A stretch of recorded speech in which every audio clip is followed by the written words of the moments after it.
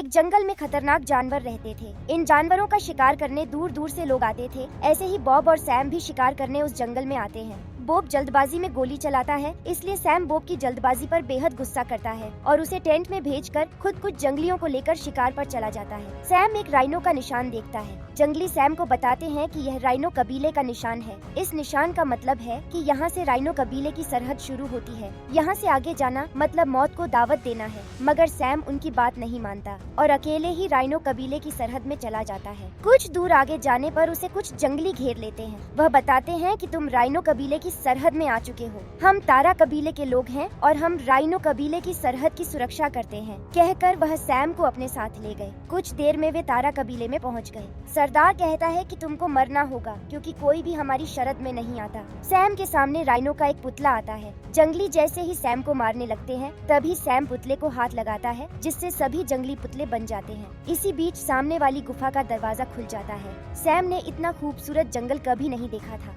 वह उस जंगल में जाने लगता है। वह जैसे ही थोड़ा आगे जाता है तो सीरिया पेड़ से गिर जाती है। सैम सीरिया की मदद करना चाहता था मगर सीरिया उसे काटकर भाग जाती है। सैम उसका पीछा करता है पर उसे कुछ जंगली लड़कियां पकड़ लेती है। वे उसे अपने साथ ले जाती है। कुछ ही देर में वे राइनो कबीले में पहुंच गए। वो सैम को एक जगह पर लाकर बांध देती है और जिसके बाद सैम के सामने कबीले की रानी आती है। रानी सैम से उसका नाम और काम पूछती है। सैम उसे अपना नाम बताकर कहता है कि मैं शिकारी हूँ। रानी उसे जेल में डलवा देती है। इसी जेल में सीरिया भी बंद थी। वह बताती है कि मैं गुलाम लड़की हूँ। हम जब जंगल में मिले थे मैं यहाँ से भाग रही थी पर राइनो कबीले की लड़कियों ने मुझे पकड़ लिया। वह सैम को राइनो कबीले के बारे में बताती है कि कबीले की रानी बहुत जालिम है। उसने कई लड़कियों को गुलाम बना रखा है। काले बालों वाली लड़कियाँ राइनो कबीले की लड़कियाँ हैं और सुनहरे बालों वाली गुलाम लड़कियाँ हैं। उधर गुलाम लड़कियों के सामने रानी आती है। वह बैठकर सैम को अपने पास लाने को कहती है। रानी जैसे ही इशारा करती है तो गुलाम लड़कियां नाचने लग जाती हैं। जल्दी ही सैम को जेल से निकालकर रानी के पास बैठा दिया गया। लड़कियां अभी भी नाच रही थी। नाचते नाचते लीबिया खाने पर गिर जाती है तो रानी उसका मजाक उड़ाती है। लीबिया भूखी थी, रानी से खाना मांगती है। रानी के कहने पर पूरा खाना नीचे गिरा दिया गया। खाना गिरते ही गुलाम लड़कियां उस पर टूट पड़ती हैं। लड़कियों की हरकत देखकर रानी उनका मजाक उड़ाती है। लीबिया को रानी का मजाक अच्छा नहीं लगा तो वह गुस्से में आकर रानी पर खाने का टुकड़ा फेंकती है।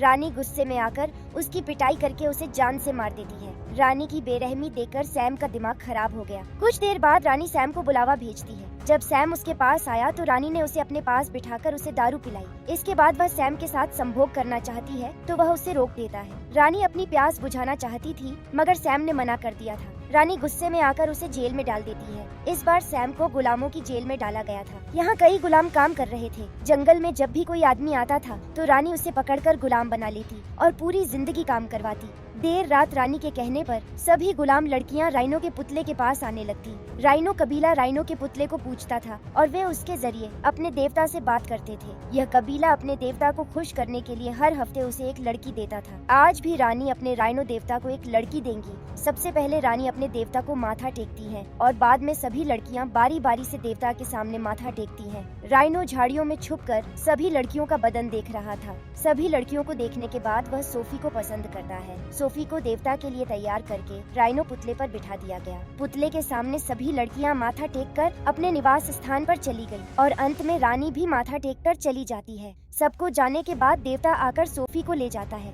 सभी गुलाम सो गए थे तो थोड़ी देर बाद सीरिया सैम के पास आती है। सीरिया सैम को जगाकर बताती है कि रानी हर हफ्ते देवता को एक लड़की देती है और देवता उसके साथ बहुत ज्यादा संभोग करता है। सीरिया को सैम से उम्मीद थी कि वह गुलाम लड़कियों को स्वतंत्र कराएगा। अगले दिन रानी अपने कमरे में नहा रही थी। सैम किसी बहाने से रानी को मारना चाहता था, इसलिए वह रानी से मिलने गया। सैम ने रानी को कहा कि मैं आपके साथ संभोग करने के लिए तैयार हूँ। रानी बहुत खुश हो गई। उसने कहा कि तुम्हें मेरे साथ संभोग करने के बाद मेरे कबीले की लड़कियों के साथ भी संभोग करना पड़ेगा। वह तैयार हो जाता है। रानी सैम के साथ संभोग का आनंद लेने लगती है और उन्हें देखकर पहरेदार लड़कियों का मन भी संभोग के लिए होता है। कुछ देर बाद सैम ने रानी को संतुष्ट कर दिया, जिससे रानी खुश होकर नाचने लगी। सैम के करीब रानी को देखकर सीरिया के जलन हो रही थी। वह सैम को कहती है, मैं तुमसे बहुत प्यार करती हूँ सैम। हमारी मदद करने के लिए तुम्हें रानी का गुलाम बनने की जरूरत नहीं है। सीरिया की बात सुनकर रानी सैम पर गुस्सा करती है और उसे गुलामों की जेल में डलवा दिलवा देती है। रानी ने फैसला किया था कि वह आज सीरिया को राइनो देवता को सौंपेंगी। रानी के कहने पर वह पुतले पर बैठ गई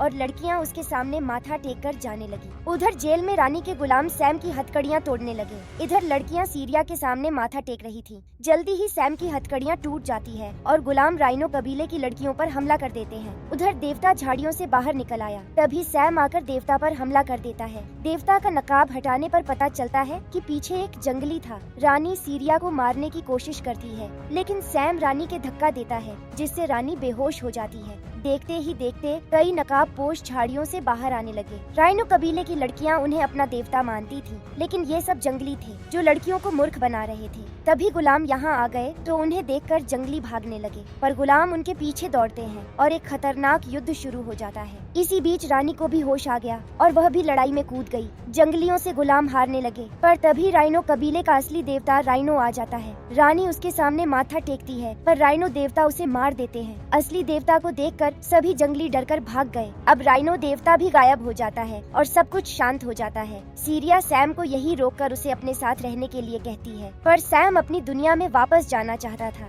सीरिया के जाने के बाद सैम फिर से पुतले को हाथ लगाता है और अगले ही पल वह तारा कबीले में पहुंच जाता है। तारा कबीले वाले जो पुतले बन गए थे वे अब फिर से ठीक हो गए थे और पुतला भी टूट जाता है। पुतला टूटने पर सरदार सैम का धन्यवाद करते हुए कहता है कि हमें पुतले की रक्षा करने का श्राप लगा था। अब जब पुतला नष्ट हो गया तो हमारा श्राप भी खत्म हो गया। सैम बॉब के पास पहुंच जाता है और दोनों फिर से शिकार पर निकल जाते हैं। इसी के साथ कहानी समाप्त हो जाती है।